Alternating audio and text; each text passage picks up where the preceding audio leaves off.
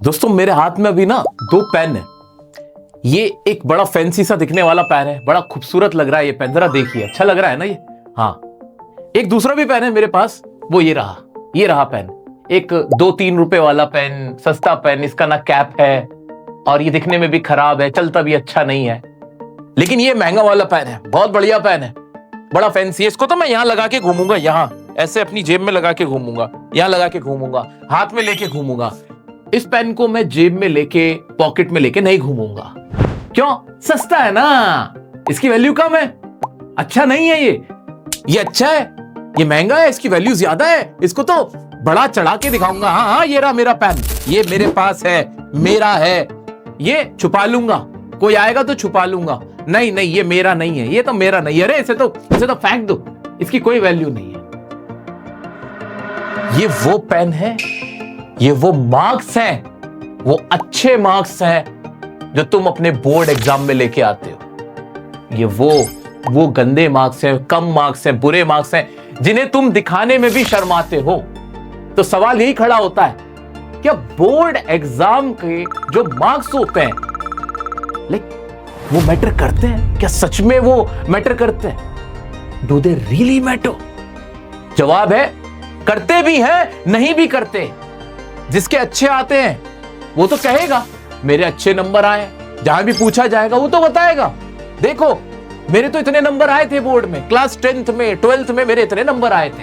लेकिन जिसके अच्छे नंबर नहीं आए थे, वो मन ही मन सोचेगा कि यार छुपा लूं, कोई पूछ ना ले कि 70% थे या 65 थे कि 60 रह गए थे या 55 पे रह गया था, वो छुपाएगा।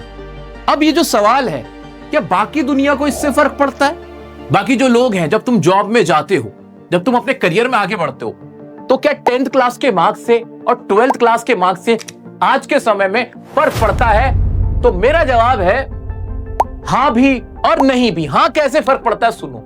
अगर तुम्हारे मार्क्स बहुत अच्छे हैं या फिर बहुत बुरे हैं, तब फर्क पड़ता है। क्या कहा मैंने? अगर तुम्हारे बोर्ड एग्जाम में मार्क्स बहुत अच्छे आए हैं या बहुत बुरे आए हैं, तो फर्क पड़ता है।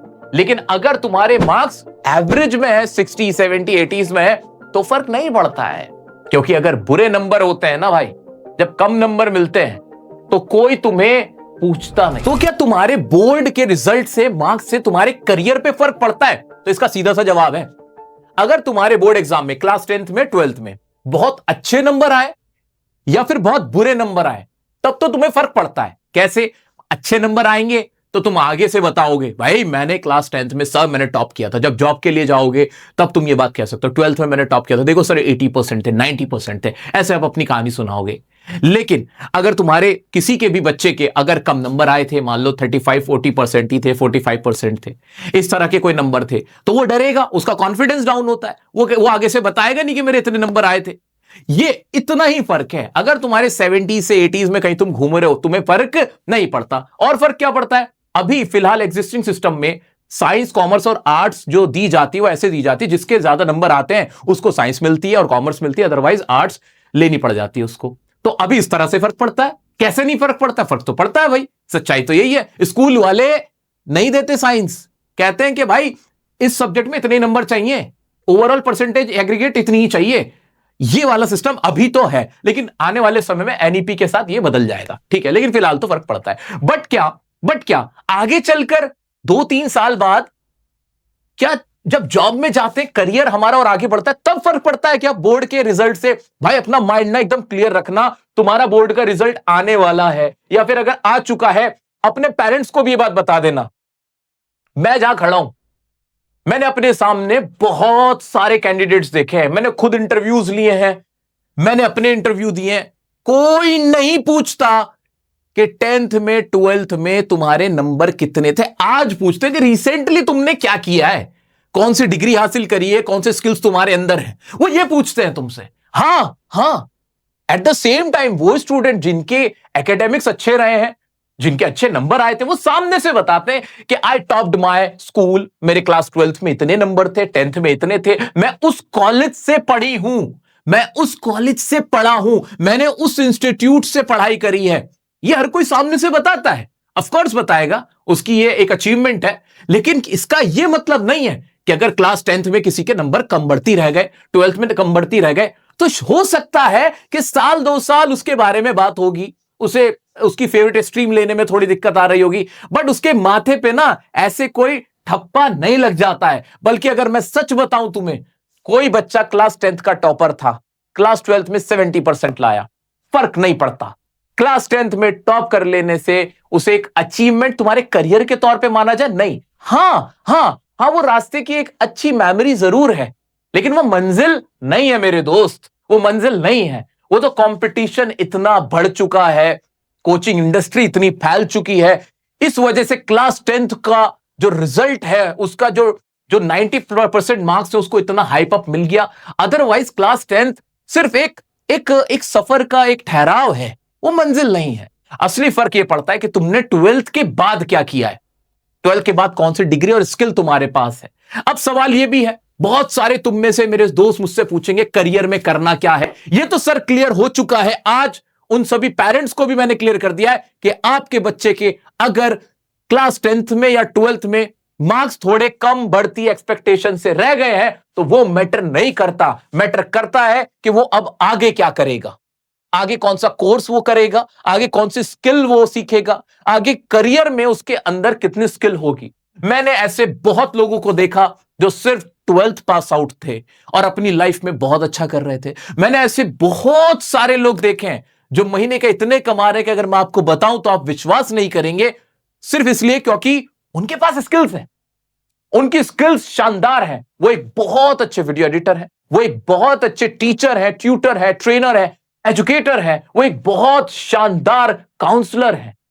उनके अपने खुद के स्किल्स इतने शानदार हैं कि वो किसी बड़े कॉलेज से भी या किसी बड़े इंस्टीट्यूट से पढ़ के भी नहीं आ सकते। स्टिल अभी तुम सबके डाउट से करियर में क्या करना है। सबसे पहला डाउट तो क्लास 10th वालों का रहता है कि आर्ट्स, कॉमर्स और साइंस में से क्या लेनी है, उनकी बात करते हैं। फिर क्लास 12th की बात करता हूं। 10th वालों 11th में जा रहे हो, साइंस, कॉमर्स, आर्ट्स में से क्या लेनी है समझ में नहीं आ रहा है। सबसे पहली चीज, अगर तुम्हारे नंबर किसी सब्जेक्ट में सबसे ज्यादा है, that's an indicator that you belong to that particular stream. आप वहां से बिलोंग करते हो। अगर साइंस में सबसे ज्यादा मार्क्स आ रहे हैं, मैथ्स में सबसे ज्यादा मार्क्स आ रहे हैं, of course you are made for science stream. Science stream best है इस केस में।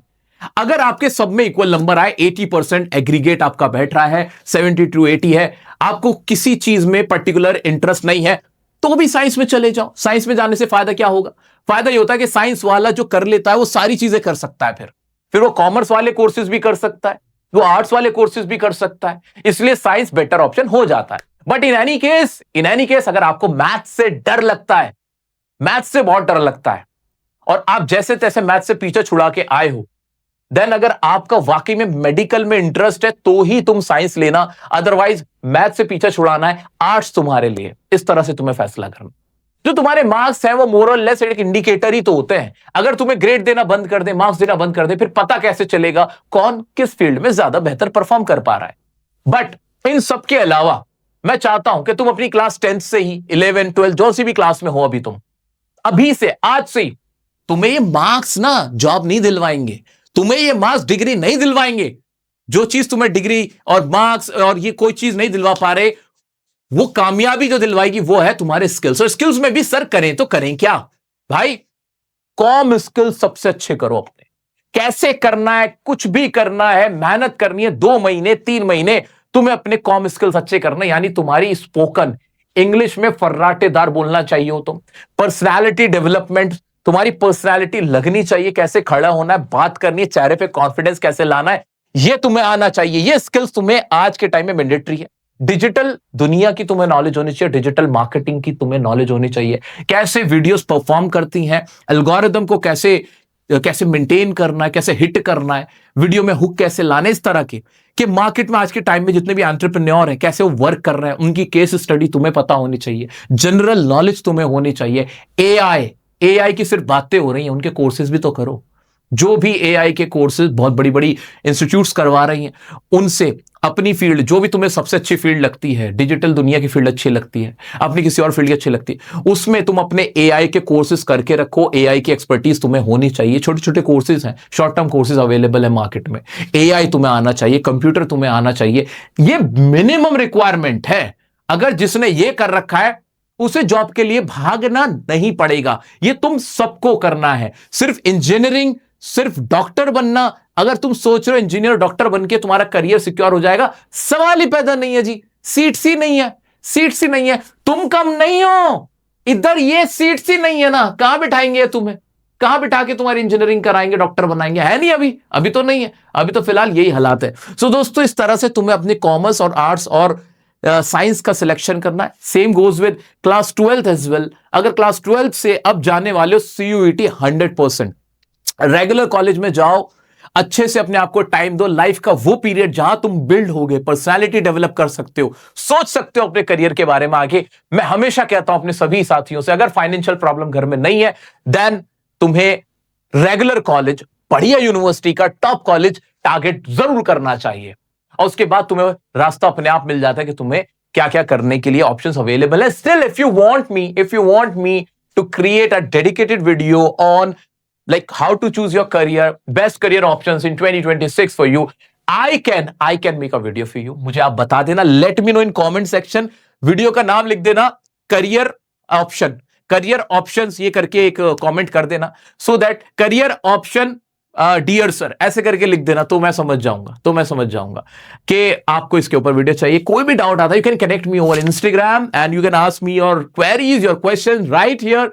और मैं साथ में CUET की तुम्हारे लिए तैयारी करा रहा हूं, इंग्लिश की लाइव सेशन चल रहे हैं तुम्हारे लिए। अगर नहीं देखे हो जरूर देख लेना। I am wishing you good luck for your board results. मुझे पूरी उम्मीद और भरोसा है कि तुम बहुत शानदार तुम अपना स्कोर करोगे। और जैसा भी तुम्हारा रिजल्ट आएगा यार, तुमने अपना 100% दिया, आगे की बात करेंगे, पीछे मुड़कर नहीं देखेंगे। ठीक है, टेंशन नहीं लेने का, मेरे पास आ जाने का, मैं संभाल लूंगा। Okay, thank you so much for your time, for your love and energy. Thank you, bye.